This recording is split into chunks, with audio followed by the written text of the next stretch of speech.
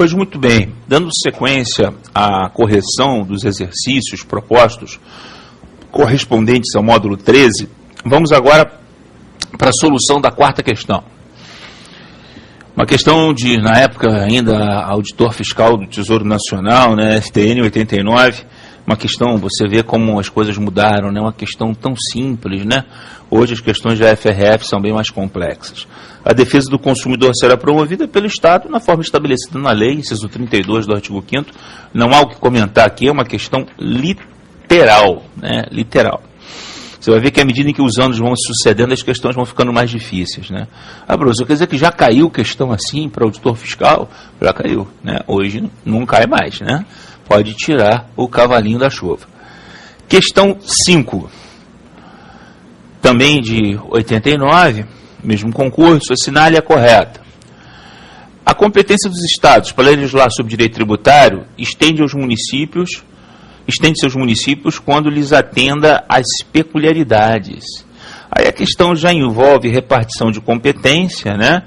E hoje, essa opção, olha como é que as coisas mudam. Hoje essa opção estaria absolutamente correta. Em 89 essa opção foi entendida como errada, porque ainda se fazia uma interpretação muito literal da Constituição, e nós estamos falando do artigo 24, caput, a chamada competência legislativa concorrente.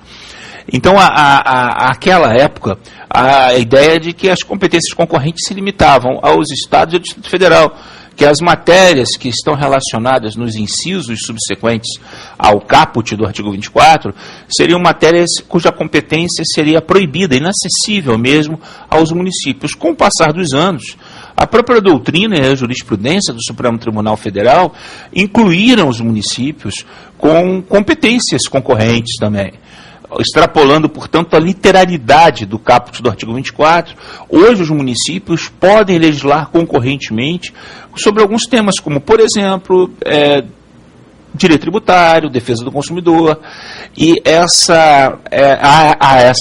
época dessa questão, isso já não se admitia. A interpretação constitucional era muito literal, não havia interpretações extensivas, analógicas, a gente não adotava ainda o princípio da proporcionalidade, da razoabilidade para a solução de conflitos quando dispositivos constitucionais estivessem em rota de colisão na Constituição. Então, hoje essa resposta seria perfeitamente correta. Mas na época não era correta. Vocês vão ver pela própria estrutura das opções que se apresentam aqui nessa questão. Existindo norma geral da União sobre matéria tributária, os Estados ficam impedidos de legislar supletivamente? Não, inexistindo a norma geral, os Estados vão legislar sobre normas gerais e específicas. Agora, a superveniência de lei federal sobre normas gerais suspende a eficácia da lei estadual naquilo que for o contrário. Naquela época, na época em que essa questão foi elaborada, dizia-se, não, na verdade a lei federal revoga a lei estadual anterior, que tratava de normas gerais e específicas. Não, hoje já não se entende como um caso de revogação. A doutrina, odiernamente, entende que não é uma revogação, é simplesmente uma questão de competência. A lei federal superveniente tem competência para tratar de normas gerais e a lei estadual não.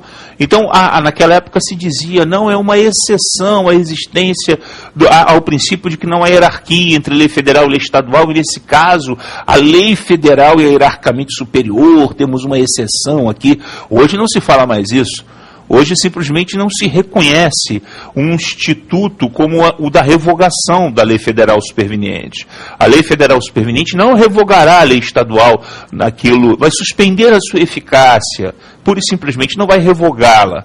Então hoje essa opção ela não faz sentido, ninguém fala mais em revogação, em exceção, não, aqui no artigo 24, parágrafo 2º, parágrafo 4º, eu tenho uma exceção à ideia de que não há hierarquia entre lei federal e lei estadual. Não se fala mais isso.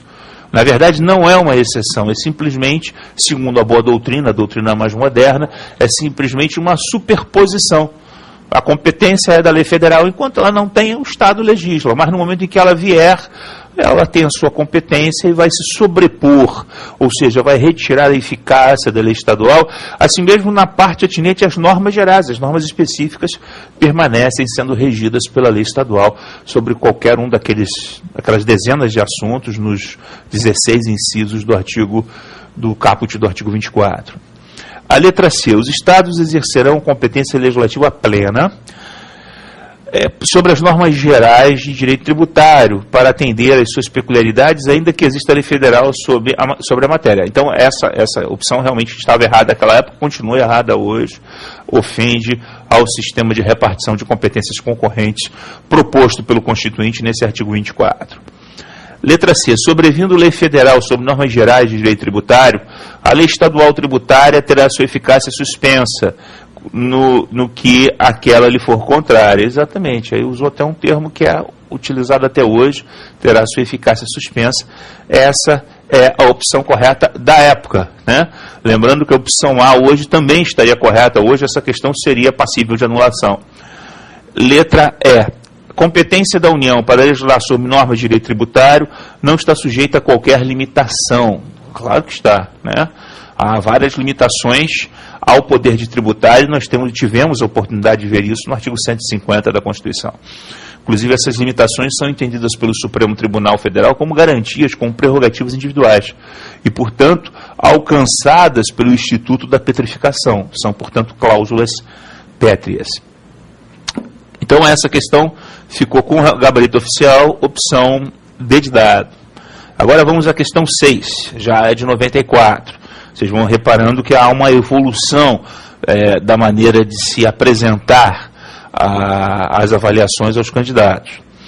Assinale a assertiva correta. Os Estados-membros organizam-se e regem-se pelas constituições e leis que adotarem, devendo observância apenas aos chamados princípios sensíveis constantes da Constituição Federal.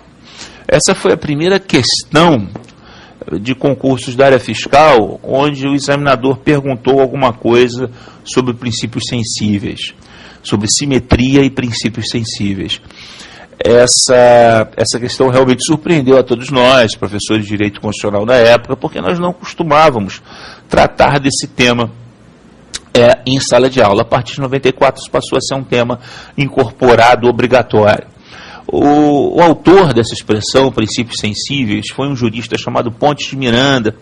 Ele falou sobre isso quando comentou a Constituição de 1967, a Constituição Brasileira Militar de 67.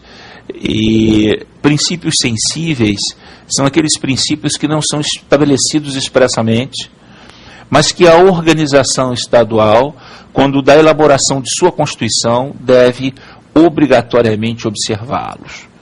Ou seja, são princípios implícitos, princípios organizacionais implícitos. Então, em momento nenhum, por exemplo, a Constituição da República afirma que o Estado tem que adotar a forma republicana de governo. Mas implicitamente, pela sensibilidade, qualquer um consegue perceber que se a Constituição da República é uma Constituição da República, ou seja, uma Constituição republicana, tem um presidente da República eleito, etc., etc., as constituições dos Estados federados, dos Estados-membros que compõem a Federação Brasileira, vão ter que adotar o princípio republicano, ou seja, eu não posso ter um rei governando o Estado. Eu tenho que ter um governador de Estado eleito dentro da projeção simétrica do que ocorre na Constituição da República com o presidente da República.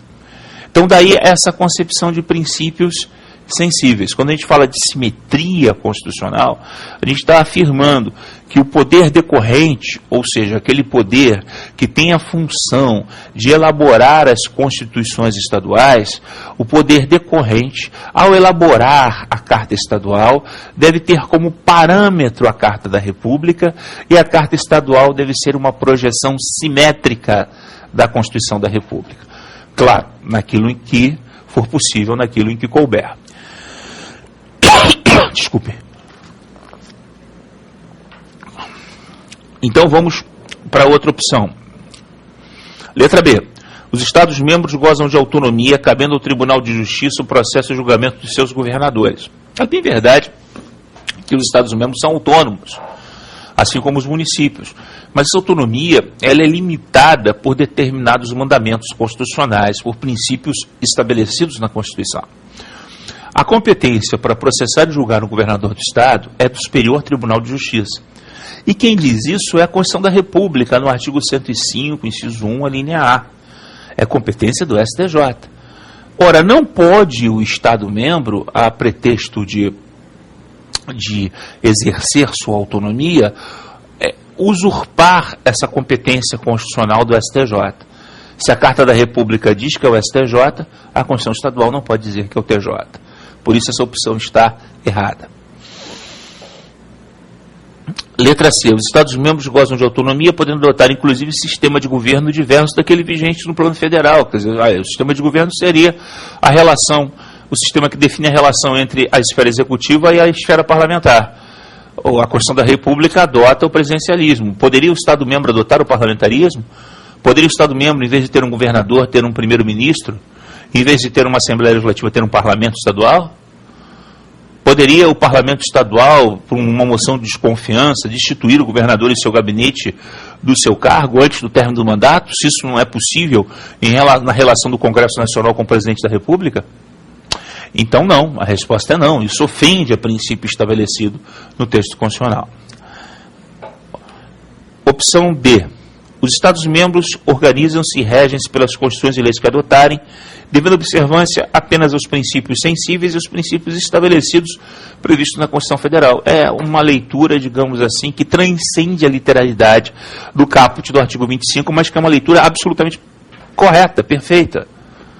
Já em 94, a gente começou a ter questões de concurso que fugiam daquele lugar comum das questões que você viu na primeira aula, no início dessa segunda aula, onde se examinava do candidato apenas a sua capacidade mnemônica. Eram questões que exigiam do candidato um plus, que ele fosse além da literalidade.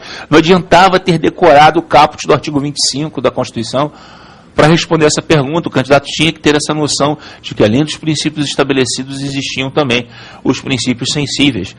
Então, essa opção é a correta, era a correta à época e continua sendo a correta até hoje. E a opção é: a autonomia dos Estados-membros abrange também a possibilidade de, mediante desmembramento, criar-se a nova unidade, independentemente de autorização do Congresso Nacional. Isso não faz o menor sentido naquela época, faz menos sentido hoje. Se bem que, né, olha como é que as coisas evoluem no direito. Naquela época, essa opção era completamente equivocada, mas o Supremo Tribunal Federal reconheceu, no ano de 2009, a existência de fato de alguns municípios que surgiram, emancipados, ao arrepio da regulamentação do artigo 18, parágrafo 4º.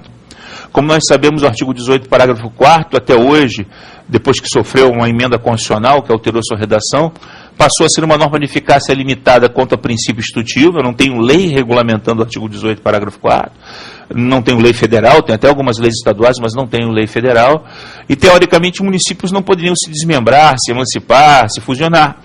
No entanto, isso ocorreu, e o Supremo Tribunal Federal se viu obrigado a reconhecer a existência desses municípios, até porque já tinham poderes constituídos, já existia concurso público, o pessoal já tinha sido empossado, já tinha prefeito, já tinha vereador, já tinha tudo isso.